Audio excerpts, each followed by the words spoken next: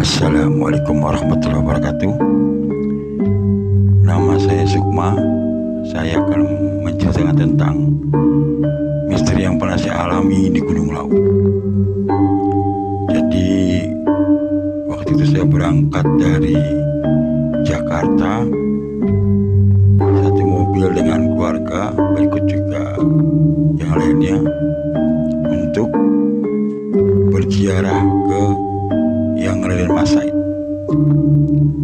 Setelah sampai di daerah Karanganyar, kita mengadakan ritual dulu di Gunung Lawu dengan mempersiapkan semuanya, baik itu kelapa, terus juga robot, kopi pahit, kopi manis, teh pahit, teh manis, air putih, dan juga kembang sedap malam.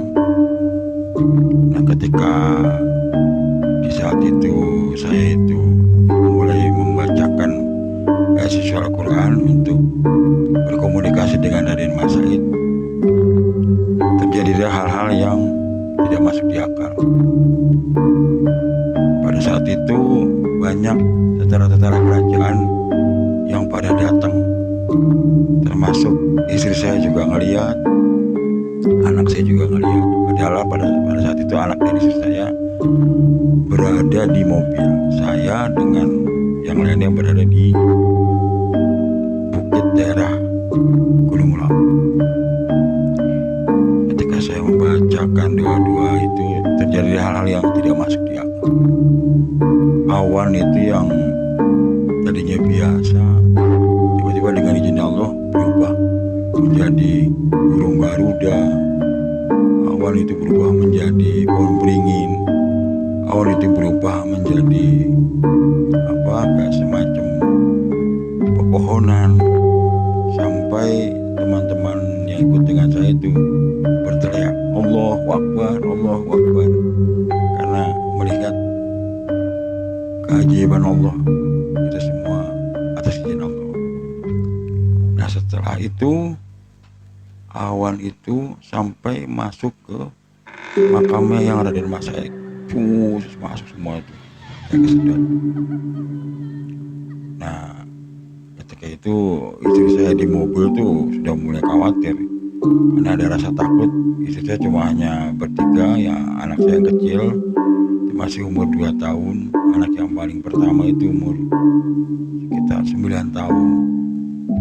Nah, setelah dia melihat semua, akhirnya saya dengan rekan-rekan itu ya pada kebingungan, teman-teman, kok bisa terjadi itu.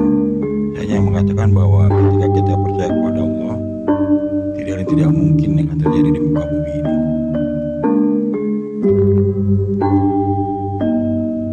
Setelah itu saya melanjutkan dengan berdoa, berzikir, karena saya niat untuk bisa meminta kepada Allah, mohon supaya selalu ada keajaiban yang tidak masuk di akal kata manusia. Nah, setelah itu kita mau pulang, itu mulai banyak tentara-tentara dari kerajaan Mataram itu berjalan membawa semacam mau perang, tombak, membawa alat-alat perang yang dia berjalan brak. Itu bukan saya aja ngelihat, itu semua pada ngelihat suaranya. Ada yang naik kuda, ada yang berlari, yang macam-macam hal itu terjadi dengan izin Allah. Setelah kita mengalami itu, mulai banyak yang bertanya, kok bisa begitu Bang Sukma, kenapa itu? Saya hanya mengatakan bahwa ketika kita yakin pada Allah, hal-hal kegaiban itu memang nyata dan ada, dan tidak dipungkiri itu terjadi pada saat saya melakukan ritual di sana.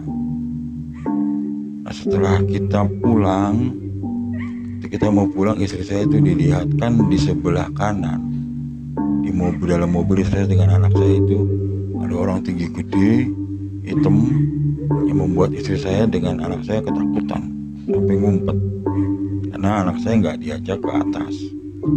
Anak saya yang masih kecil umur 2 tahun, kita nggak berani lah saya mengajak anak saya ke sana. Sempat kayak nungguin saya cepet, mana nih suami saya kok nggak pulang-pulang gitu, karena kondisi ketakutannya di dalam mobil karena dia hanya bertiga, sedangkan saya lagi ngadain ritual di atas. Itu setelah itu kita pulang, besoknya kita langsung berziarah ke makam wali Allah lalu saya yang Raden Mas Said. Saya menempuh ke atas itu luar biasa tingginya karena kita lewat tangga itu, nggak lewat tempat yang lain. Cuman anak saya nggak ikut dengan salah satu rekan saya karena dia lagi nggak enak badan.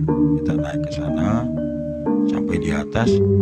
Nah, teman saya yang satu ini tidak yakin bahwa apa betul ya ada ini ada itu gitu. Jadi setelah kita sampai di atas, nah, kita ketemu kuncinya ada 7. Ya, di sana kuncinya kayak melatin saya, mungkin beliau tahu ya kalau saya ini masih ada garis keturunan dari yang Raden Mas Said. Tapi saya tidak mau ngomong di situ karena saya anggap biar saya aja yang tahu gitu. Ya ketika kita suruh pakai baju karena kita harus nyewa di situ, dianterin dengan kuncinya ke dalam. Kita jalan dengan adat istiadat dari Jawa, masuklah ke dalam. Kita masuk ke dalam, saya dengan rekan-rekan itu menabur bunga tapi tidak di makamnya karena kayak dikasih tampah terbuat dari perak.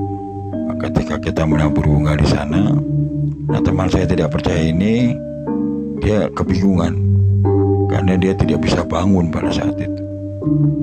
Konon ceritanya kata teman saya ikut itu, dia seperti dipernet, nggak bisa naik ke atas.